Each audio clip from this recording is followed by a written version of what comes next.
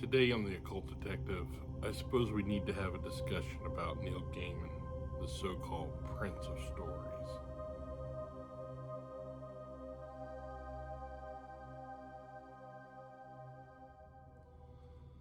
Before I kind of dive into the drama that is surrounding author Neil Gaiman, I thought maybe there should be some sort of context, where I'm coming from on this.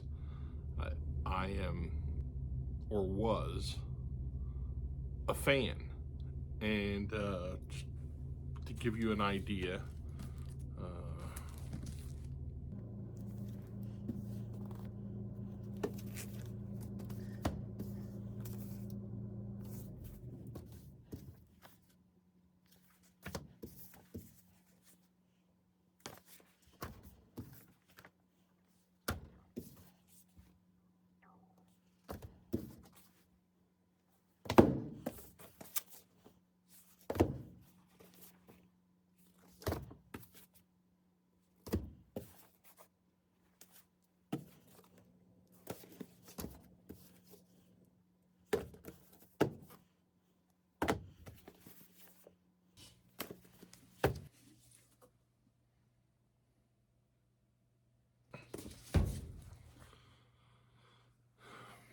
there was something about Gaiman that I found very appealing, especially when I was young, discovering him through The Sandman. And he always came across as very erudite in his interviews, and he had an aesthetic that I admired, and I wouldn't say emulated, but we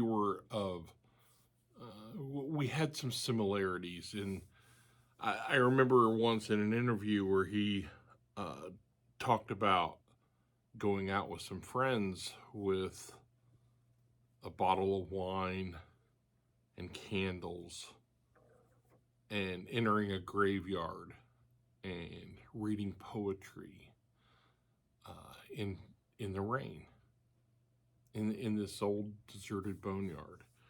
And I was like, yeah, that's me and my friends. That's the sort of it's a very painful thing. And okay, so just to lay it out, what we're talking about is the recent article in New York Magazine that showcased on Vulture, and where they have unveiled the nuts and bolts behind Gaiman's alleged monstrosities. And it is horrific. I would not recommend anyone reading the article. It's rough stuff. I mean, I'm going to be honest. It's it's truly horrific. And I'm not one of those me too believe all women people. I take each case, as they come, and I judge the facts, right? So the evidence is damning in this case. I wholeheartedly believe the stories these women are telling. It's, as I said, it's horrific. It's somewhat depressing. It's just, I feel horrible for what these broken individuals have gone through because of the horrendous acts perpetuated by not a person who I put on a pedestal, but someone whose work I truly admired. And I mean, I just showed you, I've read quite a bit of Gaiman's work, and This is just a fraction, you know. It's not, I didn't bring out all the comics, you know. That's and I think of all the people that were so intimately connected to him, and it makes you wonder, you know, how much did they know, and how much did they allow this to be, you know, to go on. And I hate that almost, you know, more than anything in terms of fandom. Um, just like it, it kind of paints this picture of, you know, just wretched. It's it's hard to put into words. I mean, it really is. I have been a fan of Neil Gaiman's work for decades. I mean, since the 80s. Um, and he's, you know, this is where the discussion really comes to the fore. How do you separate the art from the artist? This morning we were discussing this on the ride into work, my wife and I, and it's very hard. You know, I brought up, you know, certain rock musicians that I'm a huge fan of that had, you know, interactions with extremely underage, you know, groupies, and you know, you still appreciate the music, you still appreciate the writing, while finding the artist despicable. We get the same thing in the occult circles. You know, there's the simple truth of it is humans are have the capacity for tremendous talent and acts of kindness, but they can also be reprehensible and evil and monsters. I have no desire to read anything Gaiman would consider writing in the future. His past works are now tainted. Some more than others. In retrospect, there's certainly some red flags. What do we do with our collection? Right? What do we do with the books that we've loved? What do we do with the works that he did in collaboration with others?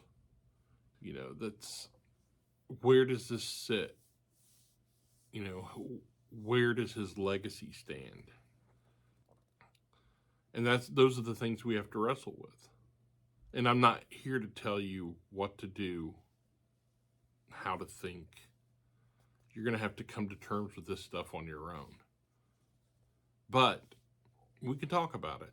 You know, that's what comment sections are for. And, you know, I'm more than happy to engage. It's all stuff that I'm still trying to work out. You know, it's, I, I had considered, you know, revisiting some of Gaiman's work, and now I just don't think I can. If I do, at some point, I know one book in particular that I want to revisit, and in a large part because I think it does paint a picture of Gaiman, who is certainly damaged. Um, he's just a damaged individual. Nobody who is this monstrous and uncaring, allegedly, um, does so without some form of trauma that put them in that headspace, that made them. Monsters are made. They're. I just don't think they're born.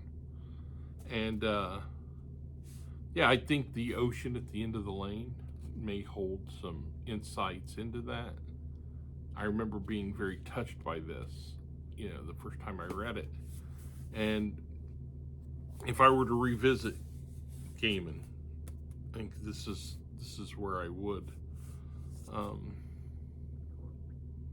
just because I think it's important to look into that dark heart and to wrestle with those demons. And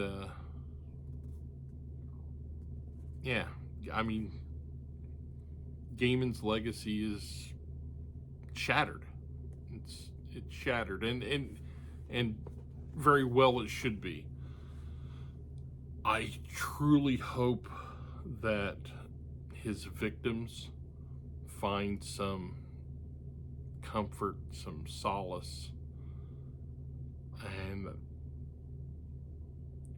I hope that Gaiman is forced to confront the horrors that he has perpetuated on others, allegedly. This is a time for fans to come together, to console one another. I mean, it's just, this is painful for a lot of people. And yeah, it's kind of rocked the community for sure. I mean, everywhere you look, it's what people are talking about. So you're gonna confront this in your own way. I'm gonna, confront it in mine. But we need to be ready to talk to one another and support the people in the community that are hurt by it. Let's end this on a more positive note. There's a lot of great fiction out there by a lot of great authors. And don't meet your heroes. Don't put too much faith in them. Try to be the best person you can. And, if you got demons inside of you, confront them and put them down. We're not here for very long. It's important to leave a good impression. It's important to be the best person you can be for the short time that you're here.